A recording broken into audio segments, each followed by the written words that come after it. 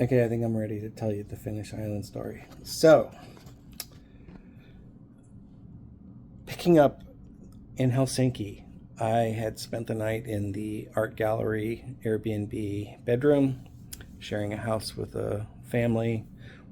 Their children were grown and out of the house, but the husband and wife had two dogs, and they had this amazing room that had art on the wall, and they were super kind. They had invited me out to boat, and I said no thanks, I'll just tourist boat, but I really appreciated the offer. And maybe in hindsight I should have taken that offer, but you never know, because yeah, I mean, they had plans. They didn't include me until that moment, and they were just very kind. So anyway,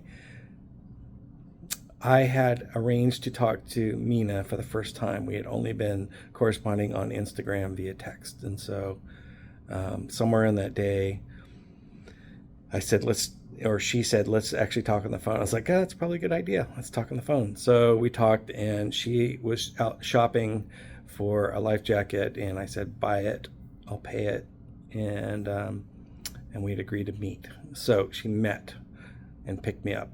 Um, Super easy coordination. She knew right where I was staying.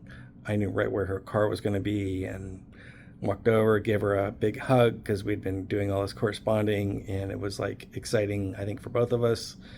And jumped in her car, threw my two backpacks in, and jumped in the car, and she started giving me a tour of Helsinki. We drove around Helsinki. We talked a lot. We tried to, do the normal, like, oh, who really are you, and what is your story? And but it was super easy. It was just super easy. A very interesting conversation from the beginning to the end for 4 days. It was like that vibe that started on day zero carried through all the way on the island, all the way to the end when she dropped me off at the airport. And I miss her. And she was cool and like a friend. And so the next step was to grocery shop after Helsinki.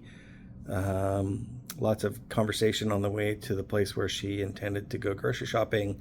Grocery shopping was very easy again. Like, I mean, there were some things you had to navigate, like my dietary things and what have you, but um, I just have to say it was comfortable. It was sort of like, oh yeah, that's, you do this and we'll get this and let's get this, because we had to buy for 4 days, and the message from the Airbnb host was, you're on your own. You get some space in the fridge, but all meals are on you, and you're on your own, and come on out, but you got to bring everything with you because there's no grocery stores on the island.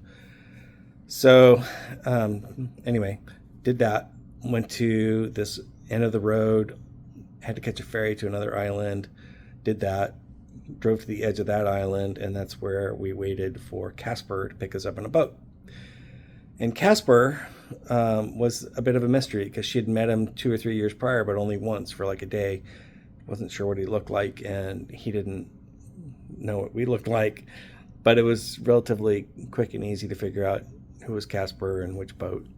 And that began the journey of like old friends. Like, we instantly all had the same vibe and chemistry and happiness and joy of being out on the water, and nothing really mattered except just talking and enjoying life at that point. So that was the beginning.